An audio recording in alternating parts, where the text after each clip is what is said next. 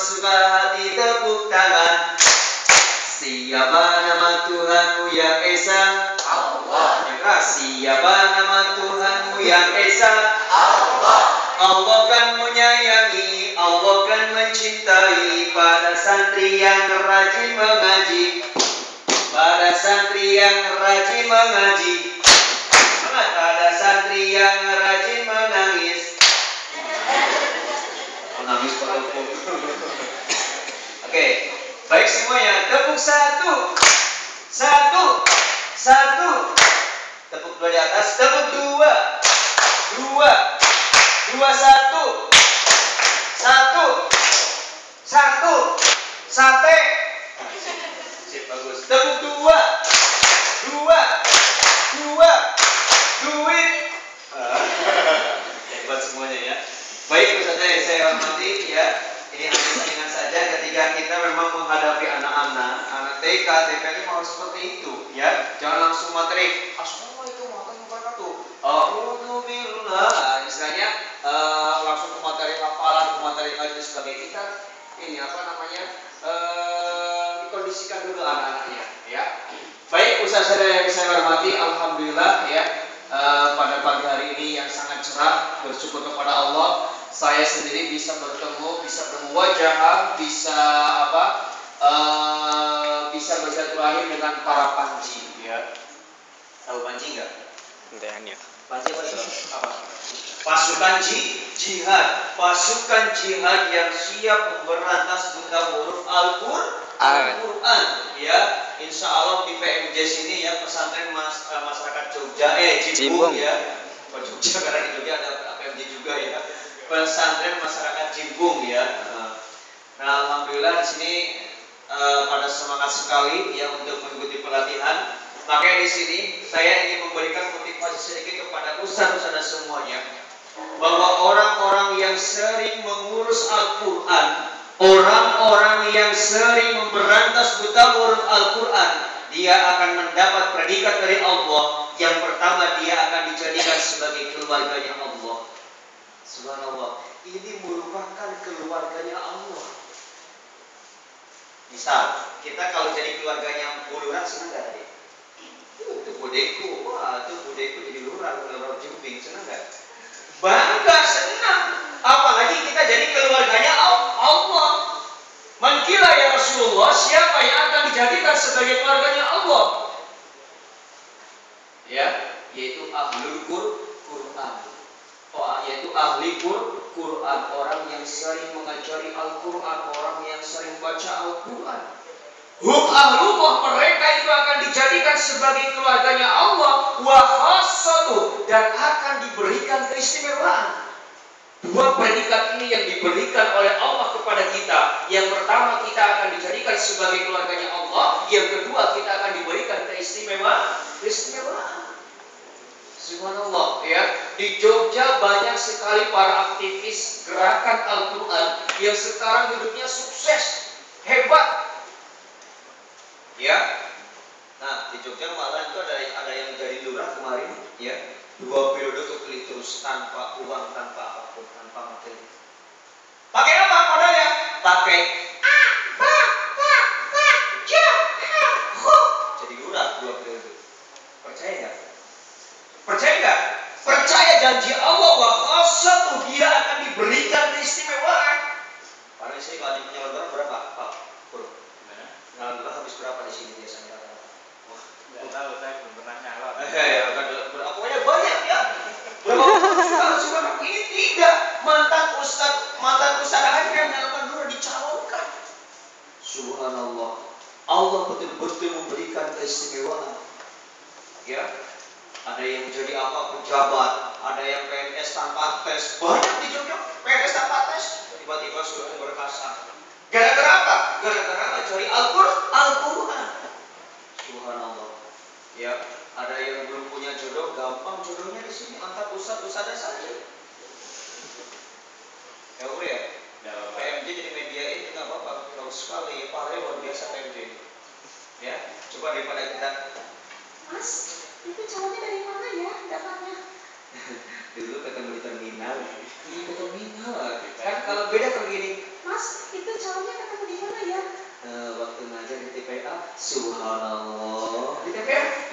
usah ngajar yang biasa, kalau ngajar ngeliat ya gitu. Ini berkahnya orang kasih belajar Al-Quran ya. Mendingan antar TP antar ustaz dan luar biasa itu ya. Ini jadi yang pertama kita akan dijadikan sebagai keluarganya Allah. Yang kedua kita akan diberikan keistimewaan. Kemudian yang kedua, man qara'a harfan min kitabillah. Barang siapa yang membaca satu huruf dari kitabnya Allah, falahu maka baginya apa? Al-hasanatu, satu kebaikan. Al-hasanatu, maka dari satu kebaikan ini bi asrin amsalihha, Allah akan melipat gandakan menjadi 10 ini ya.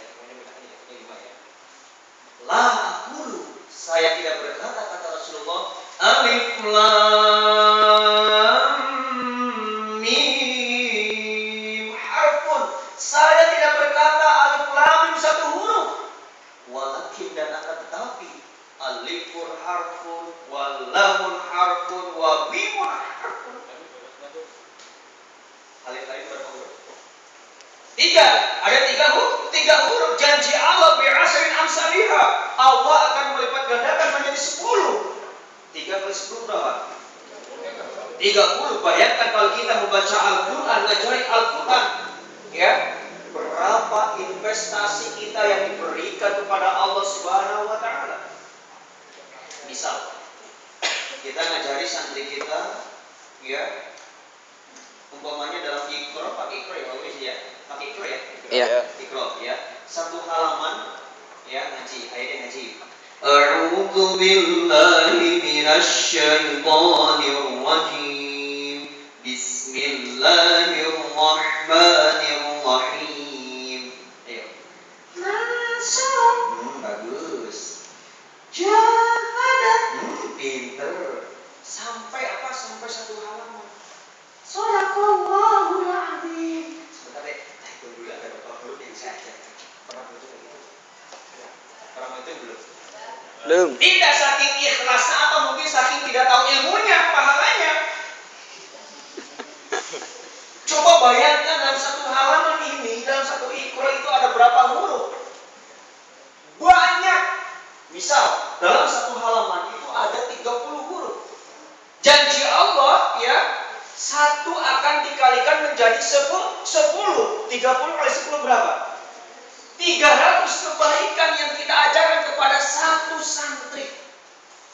Belum Allah dan para malaikat Allah itu menghitung dari niat kita berangkat dari rumah ingin mengajarkan kebaikan dalam perjalanan setiap tapak, ya, itu dihitung oleh para malaikat. 300 kebaikan satu santri. Coba sekali kita ngajar, sekali kita pertemuan, berapa anak yang kita ajarkan Al-Quran? Ada berapa? Hah? Ada yang 10. Itu ada yang 20 ini usahanya sendiri paling baik. Karena yang nggak pernah masuk. Telat paling maksudnya. Coba bayangkan di sini investasi amal yang sangat luar biasa bagi kita, peluang untuk sukses. Kadang orang kalau ingin sukses kan tidak punya kendaraannya, ya enggak? Kalau kita ingin sukses di dunia wal akhirah, kita harus punya kendaraan. Apa kendaraan kita? Yaitu amal soleh, yaitu antara TPA. Enak kalau kita sudah beli kendaraan. Ya enggak boleh. Kok yang enak? Ya. Makanya di sini usaha-usaha tidak ada yang miskin seperti itu. Oleh Allah dijamin kehidupannya, asal kita mau bergerak dan mau berubah. Seperti itu, ya. Bayangkan satu hari, satu pertemuan kita ngajari anak minimal 5 santri. Satu anak kita sudah mendapat 300 pahala. 300 kali 5 berapa? 1.500 kebaikan yang kita berikan kepada Allah. Subhanallah. Ya. Makanya coba di sini masuk jam 4 datang setengah 5. Masuknya jam berapa sih masuknya katanya? Jam 4 sampai jam? Setengah 6. Hah? Jam berapa? Setengah 6. Ada yang jam 5, ada setengah 6 ya. Nah ini kalau bisa kita on time, nanti saya jelaskan nanti ya tentang tentang manajemen pengelolaan kelas itu bagaimana. Ya.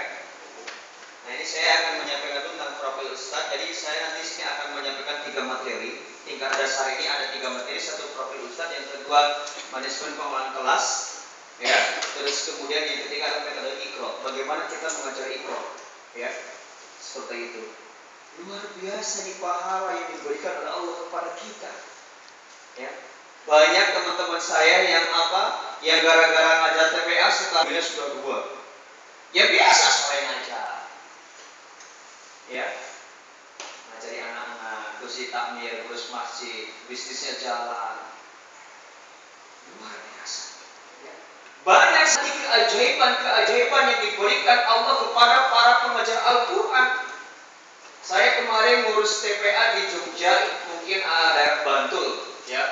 Daerah Bantul itu saya ngajari anak-anak sampai anak ini sudah SMP, saya tarik menjadi ustadz.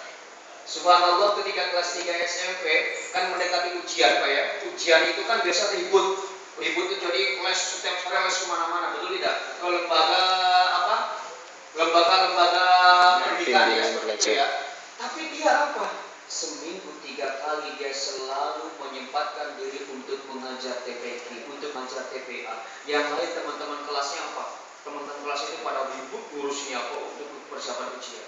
Tapi apa yang terjadi? Subhanallah, ketika dia ujian nasional, nilainya sangat luar biasa, kalah dengan teman-temannya yang selalu mengedepan materi pelajaran yang diujikan itu. Kemudian dia masih tetap konsisten istiqomah ngajar TPA. Ketika SMA, subhanallah, kemarin kelas 3 SMA, sama seperti itu. Yang lainnya teman-temannya itu ngurus persiapan ujian dan sebagainya. Tetapi anak dua orang ya, 2 orang ini selalu konsisten untuk selalu mengajari TPA. Subhanallah, kemarin ujiannya sangat luar biasa sehingga dia keterima di Fakultas Kedokteran UGM. Subhanallah. Nah, ini luar biasa melalui jalur undangan. Jalur apa? Jalur undangan dipanggil, nggak tes. Apa kecerdasannya itu? Dan makanya ada seorang peneliti di Timur Tengah di Universitas Al-Azhar Kairo, pernah dengar ya? Ada seorang dosen meneliti orang-orang yang sering membaca Al-Quran itu akan dinaikkan daya ingatnya hingga 80%. Subhanallah, ya. Itu akan dinaikkan daya ingatnya hingga sampai berapa? 80%. Luar biasa, ya. Ini makanya pengajar Al-Quran silakan dari sekarang yang masih SMP, SMP, SD, SMP kelas berapa? 1. Ya Allah, masih kecil sudah mau ngajar. Itu juga kelas berapa? SMK. SMP. Ya Allah, subhanallah. Ya, tenang aja ya. Pokoknya semua di sini calon-calon orang-orang yang sukses, orang-orang yang hebat. Saya yakin semua urusannya akan dijamin oleh Allah, akan dimudahkan semuanya. Masalah jodoh, masalah karir, masalah keuangan, masalah insya Allah di sini semuanya pasti akan dijamin oleh Allah Subhanahu Wa Taala. Dan saya yakin, saya doakan besok, tahun depan atau tahun sekarang, saya yakin di sini semuanya ada yang akan mengumrohkan para ustadz-ustadz dan jumlah. Amin. Itu diam terus, terima kasih ya. Ya, mungkin nanti sama ada yang umrohkan bisa aja. Mungkin ada dermawan ini, ada sedekah luas. Luar biasa ya, mungkin yang sudah berjuang di DPR sudah lama. Nah itu yang kita Pak, besok ada dikeluarkan biar untuk motivasi lah yang lainnya. Apa itu? 20 juta, 25 juta murah bagi Allah. Ya, asal kita ada di seperti itu. Kemudian ada hadis yang mengatakan khairukum man ta'allama al-Qur'an wa 'allama. Sebaik-baik orang adalah orang yang mempelajari Al-Qur'an dan mengajarkannya. Inilah predikat yang keberapa? Predikat yang keempat Allah akan memberikan kepada kita, yaitu predikat orang yang baik. Siapa orang yang baik? Yaitu orang yang mempelajari Al-Quran dan mengajarkannya. Ya, saya kemarin 2013 Pak, saya dapat bonus dari Allah. Ya. Tahun baru tiba-tiba ada yang ngasih motor Honda Beat Injection. Subhanallah, ya. Ini subhanallah memang bonus dari Allah, ya. Dan saya yakin memang Allah itu pasti akan memberikan yang terbaik. Dan itu sekali. Hari Minggu itu saya itu diminta nomor KTP, ya dimintain KTP. Mas pinjam KTP-nya ya? Oh iya Pak, silakan. Senin habis maghrib tiba-tiba setelah saya sholat maghrib dari masjid itu ada SMS, Mas tolong ke rumah ya, ambil motor. Sana aja habis maghrib, berasa habis maghrib nggak ada acara. Dia itu habis maghrib nggak ada acara, saya kosong. Ke rumah, Mas ini motor boleh turun. Motornya itu pitnya itu warna biru putih. Ya. Asumsi saya suruh ngambil dengan angsuran yang sangat murah. Angsuran sangat murah. Ya. Ini Mas, helmnya, jaketnya, nomor sementara. Terus ini surat jalannya yang kertas itu ya. Kami lihat, atas nama saya. Ya, paling pak nanti sekarangnya berapa ya? Ini udah sekarang. Nanti 3 bulan lagi BPKB diambil ya, dia kan lagi. Nanti buat saya, iya. Terus gimana pak? Enggak gimana? Udah pakai aja saya nomor pak. Betul pak buat saya. Iya betul. Gimana sih? Ganti gimana? Enggak gimana? Bawa aja udah. Gimana sih? Nah, nanti yang motor yang saya bawa motor. Wah, ini apa nih?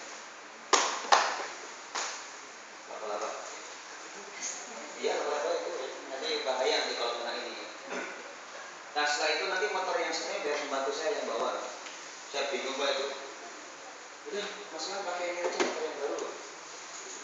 Baru ini. Buat keren sekali ya.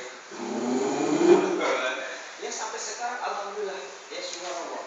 Ya 3 bulan kemudian saya suruh ngambil BPKB ya sama nomornya aslinya. Mbak mau ngambil BPKB? Iya. Cek. Mas ini belinya cash ya? Enggak tahu ya. Lah kok enggak tahu gimana? Ya cuma dikasih kok. Bukan sekali ya dikasih ya. Saya kerja di sini bertahun-tahun enggak pernah saya kasih motor modal. Itu Mbak, berkah ya ini berkah. Udah masa urus STNK, BPKB, nomor asli. Cuma sekarang enggak bawa ya. Subhanallah, kalau kita yakin percaya kepada Allah, apapun yang kita inginkan, insya Allah. Tapi ingat kita harus diimbangi dengan amalan-amalan yang sering dicintai oleh Allah. Kita sering bangun sholat malam, bangun tahajud, niatkan sebelum tidur, niatkan kepada Allah, ya Allah, saya ingin bangun jam 3, saya ingin sholat malam, ya Allah. Niatkan sebelum tidur, insya Allah itu akan menjadi suatu kebiasaan. Ketika kita tidak mengerjakan sholat malam atau sholat tahajud, itu akan menyesal rasanya. Silakan amalkan selama 40 hari tidak berhenti untuk sholat tahajud. Pasti akan ada keajaiban yang diberikan Allah kepada kita. Ditambah dengan sholat duha. Kalau bisa 12 rakaat, kalau bisa. Tapi kalau enggak ya 2 rakaat atau 1 rakaat lah. Tapi konsisten. Silakan dari sekarang ya, dari nanti malam tahajud sampai 40 hari. Silakan mencoba. Itu ya. Ajar TPA jalan, ya, amal ibadah kita jalan, hablum minallah, hablum minas juga jalan. Insyaallah hidup di dunia hasanah wa fil akhirati hasanah. Oke deh. Baik, ini kok tanggal 15 gimana sih? Bulan apa ya kalian ya? Ya langsung aja. Baik, saya di sini akan menyatakan profil Ustadz ideal. Oke, dapur anak soleh. Pokoknya ini saya anggap anak usia 4, 5, 6 tahun. Ya. Debut anak soleh. Semangat. Anak soleh.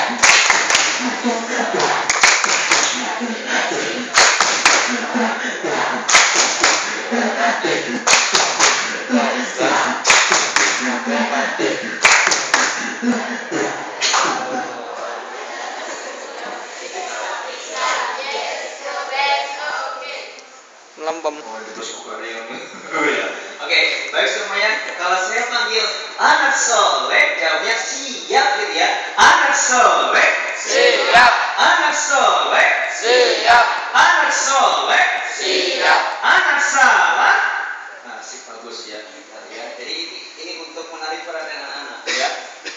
Coba sekarang sudah ada yang bisa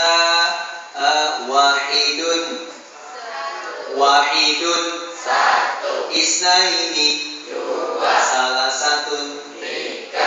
arba'atun Empat. Tuhanmu Satu. Allah aja ya, kalau satu nanti ada 2, 3, 4, 5, 6 ya. Tuhanmu Allah. Nabimu Muhammad. temanmu, musuhmu, yang justru saya mas masanya setan. Oke, baik. Sebelum ke materi yang lainnya, yang pertama saya akan menyampaikan bagaimana menjadi ustadz ideal. Wah, ya ustadz ideal itu bagaimana?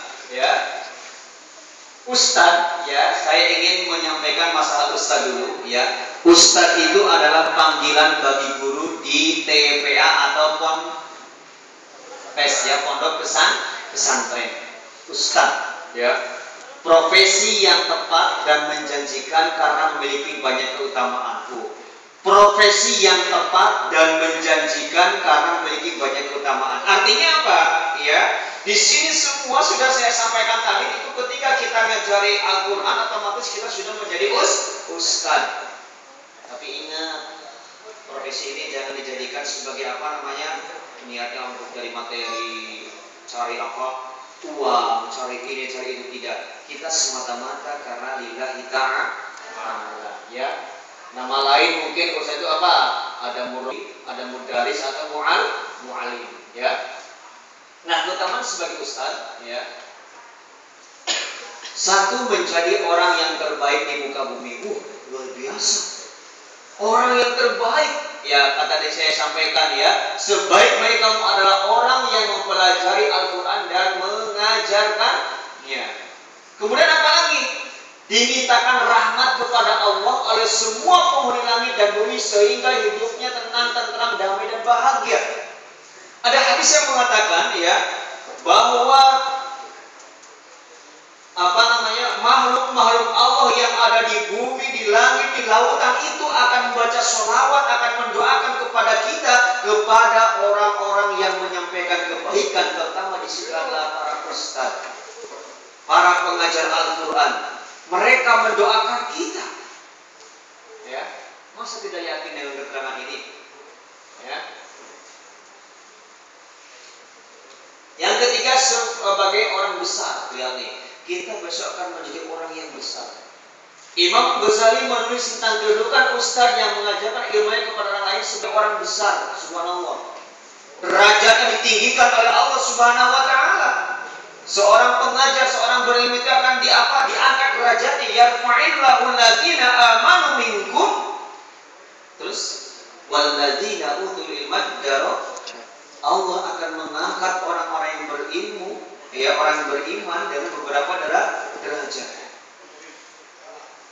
Kemudian apa? Sebagai orang terhormat, luar biasa.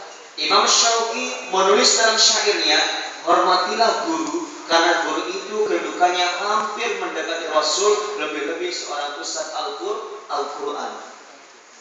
Ya.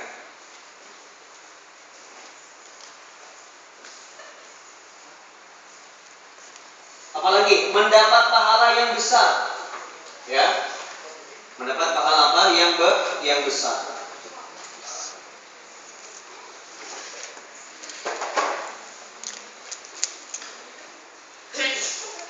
Barang siapa yang menunjukkan kepada kebaikan, maka baginya pahala sebagaimana pahala bagi orang yang mengikuti. Akan terus hidup walaupun sudah mati. Seorang ustaz walaupun sudah meninggal dunia, itu terasa seperti masih hidup. Kenapa? Karena manfaat ilmunya yang diberikan semasa hidupnya ini sangat bermanfaat bagi masyarakat. Jasadnya sudah tidak ada, tetapi ilmu yang disampaikan oleh beliau seorang ustaz itu sangat luar biasa. Seperti pengajar Al-Quran yang tadinya tidak, anak-anak kita yang tidak tahu baca Al-Quran, gara-gara kita, keikhlasan kita ngajari Al-Quran, anak-anak di sekitar kita menjadi anak-anak pintar menghafal, ya, pintar baca Al-Quran dan lain sebagainya. 3 faktor penyebab sedekah jariyah, ilmu yang bermanfaat, memiliki anak soleh yang mendoakannya. Nah ini. Nah baik, saya langsung ke profil ustaz ideal. Bagaimana sih kalau menjadi ustaz ideal itu? Ya, yang pertama adalah berjiwa robbani. Apa? Berjiwa robbani, niat yang benar dan ikhlas, tawakkul, khasyah, zuhud, sabar, ya, menguasai bidang studi, tetap terus belajar, bisa diteladani, maaf, ya. Nah sekarang saya akan menjelaskan tentang berjiwa rohani, ya. Seorang ustadz, hadirin yang saya hormati, harus memiliki sifat-sifat rohani, ya. Pola pikirnya berpijak dari sifat-sifat Tuhan, bersungguh-sungguh berpegang pada wahyu Allah sehingga bisa mengajar santri-santrinya menjadi generasi Qurani. Itu berjiwa rohani. Yang kedua ada niat yang ikhlas, ya. Nanti kalau Prof. Ustaz nanti bisa dibaca di mana, di buku ini ya ada, ya. Tapi nanti lihat ke depan semuanya dulu, ya. Setiap ustadz melandasi dirinya dalam mendidik santrinya dengan ikhlas. Nah, harus ikhlas karena semata-mata mencari ridho Allah, ya. Seandainya dapat imbalan akan bertambah ikhlas dan mengajar. Cuma kalau kita dapat imbalan dari yayasan, dari takmir, kita malah mengajar itu harus lebih semangat. Tapi ingat, semangat mengajar kita, ya, jangan semata-mata karena apa? Karena imbalan. Jangan semata-mata karena uang, tetapi tetap kita hanya semata-mata ridho Allah. Ikhlas adalah pangkal diterimanya amal soleh. Kemudian yang ketiga tawadhu, ya, atau rendah hati. Setiap ustadz menghiasi diri dengan sikap tawadhu, tidak sombong memiliki ilmu yang luas, ya. Betapapun ilmu yang dimiliki hakikatnya sangat sedikit, ya. Betapapun tinggi derajat ilmu yang diraihnya, hakikatnya hanya satu bidang saja, sedangkan bidang yang lain tidak menguasainya. Artinya apa? Sebagai seorang guru, seorang ustadz, kita harus lebih tawadhu, rendah hati. Jangan bangga dengan apa yang kita dapatkan. Jangan sombong apa yang kita dapatkan tentang ilmu kita. Mungkin kita hanya baru menguasai satu bidang ilmu, belum tentu ilmu yang lain belum kita kuasai. Nah itu, jadi kita harus tawadhu, harus rendah hati. Yang keempat adalah khasyah, takut kepada Allah. Setiap ustadz senantiasa hanya takut kepada Allah, jelas ini ya. Jadi kita harus takut Allah. Artinya jangan sampai kita melanggar aturan-aturan Allah, ya. Zuhud. Zuhud itu artinya apa? Tidak materialistis, ya. Setiap ustadz tidak memiliki sifat materialistis, ya. Tidak mengukur sesuatu dengan materi. Sebaliknya mengutamakan kesederhanaan. Tidak tergiur dengan kemewahan, baik kemewahan perhiasan atau pakaian. Ya maksudnya tidak tergiur ya, kita jangan terlalu berlebihan pakai pakaiannya. Tetap yang namanya pakaian tetap kita harus utamakan. Apalagi ketika kita ngajari santri kita harus rapi, ya, disetrika, ya, pakai minyak wangi. Nah itu ya Pak ya. Maaf saya nggak pakai pecis, lupa ketinggalan pecisnya. Ya nggak apa-apa ya. Tidak apa-apa. Kalau ini saya pakai pecis ya, biar tambah mantap. Karena sih semuanya pakai pecis semuanya, tapi tak buka di jok nggak ada. Oh ternyata ketinggalan ya, lupa dimasukin. Bukan ketinggalan ya, lupa dimasukin. Nah, kemudian yang keberapa? Yang keenam adalah seorang ustadz itu harus sabar dan tabah hati. Tugas ustadz itu berat dan rumit karena menghadapi santri yang memiliki watak yang beraneka ragam dan kecerdasan yang berbeda. Hal ini membutuhkan ketelatenan dan sabar. Artinya apa? Ketika kita menghadapi anak-anak harus lebih sabar. Ya, karena kita menghadapi anak-anak orang lain, karakter sifatnya itu berbeda-beda, ya. Nanti saya akan jelaskan di manajemen ruang kelas, ya.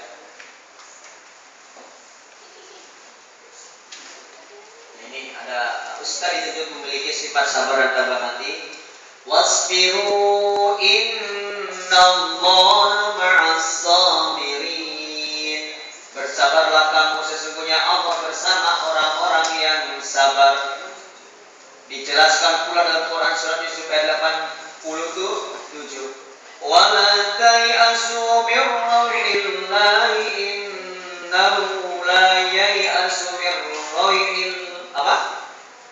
rawhillahi illal qawmul kafirun. Dan janganlah kamu berputus dari rahmat Allah. Kita jangan berputus asa ya. Sesungguhnya berputus asa itu rahmat Allah kecuali orang yang kafir ya. Kemudian yang ketujuh, menguasai bidang studi. Jadi seorang ustadz TPA harus betul-betul menguasai bidang studinya ya.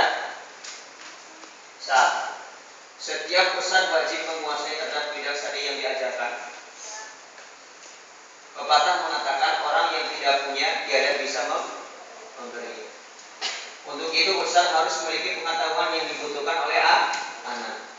Khusus ustadz TPA wajib.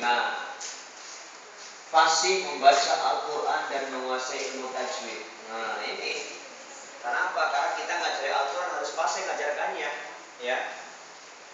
Pokoknya mengajarkan za jadi ya, jadi na. Coba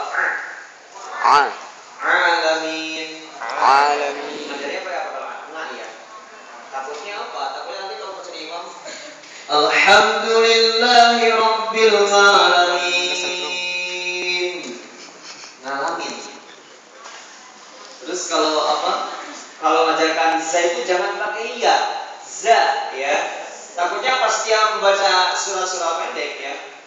Idza yulinatil ardu ilyalaha wa akhrajatil ardu athqalaha. Yul ya. Jadi jangan pakai za ya, jangan pakai ya tapi za. Ya. Harus fasih bacaannya. Makanya di sini besok setelah pelatihan ini kan ini tingkat dasar. Nah nanti masuk ke mahir 1, nanti kita ada pelatihan tentang ilmu tajwid, murotal dan BCM. Ya, ini kan baru pelatihannya apa? Profil Ustaz, manajemen pengelolaan kelas dan metode Iqra. Ya. Nah ini. Khusus Ustaz TPA wajib pasti membaca Al-Quran dan menguasai ilmu tajwidnya.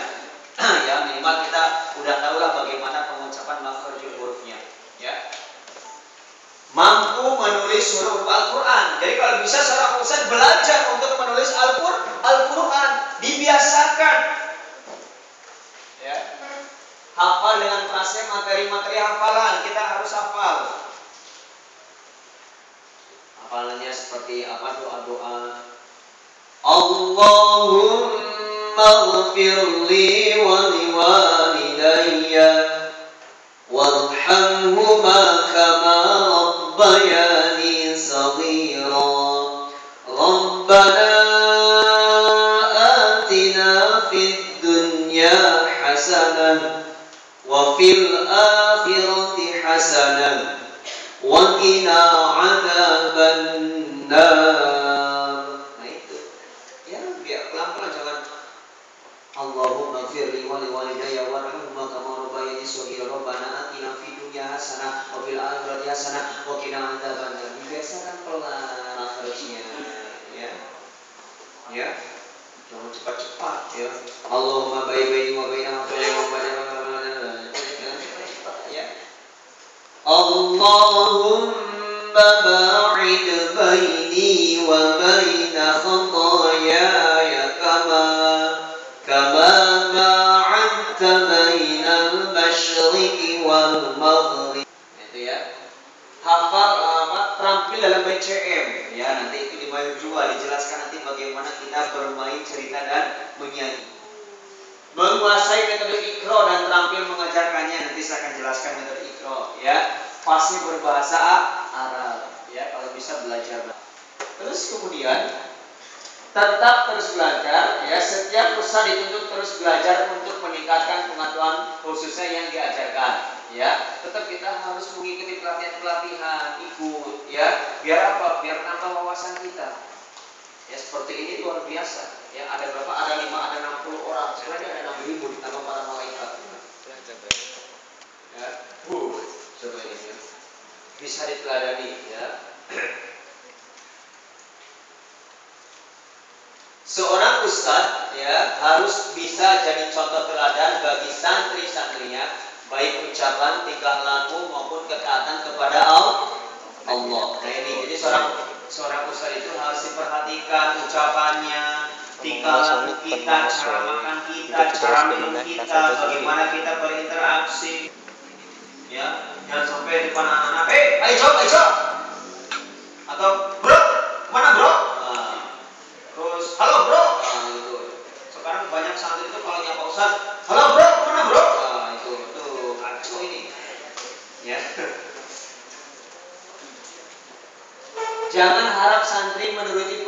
Ustaz jika tidak memberi contoh perilaku yang baik. Nah ini, santri bisa melihat kan?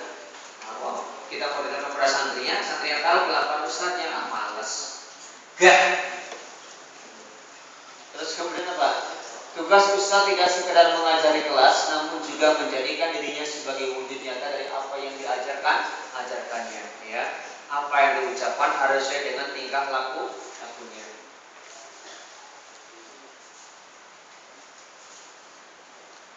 Salah satu keberhasilan Rasulullah dalam mendidik umatnya adalah karena bisa menjadi contoh teladan yang baik. Ya, di Quran Surah Al-Anfal ya, ayat 21. Sesungguhnya telah ada pada diri Rasulullah itu suri tauladan yang baik bagimu, yaitu bagi orang yang mengharap rahmat Allah dan kedatangan hari kiamat dan dia banyak menyebut Allah. Ya. Sifat keteladanan sangat penting bagi seorang ustaz karena fitrah anak-anak suka meniru apa yang lihatnya itu kan meniru kita semuanya. Ya. Makanya kita sebagai ustaz itu harus betul-betul perhatikan. Kemudian pemaaf. Ya, setiap ustaz memiliki sifat maaf, lapang dada dan bijaksana.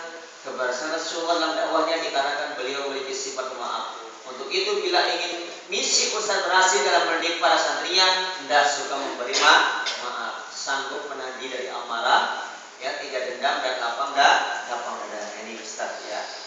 Terus kemudian ya.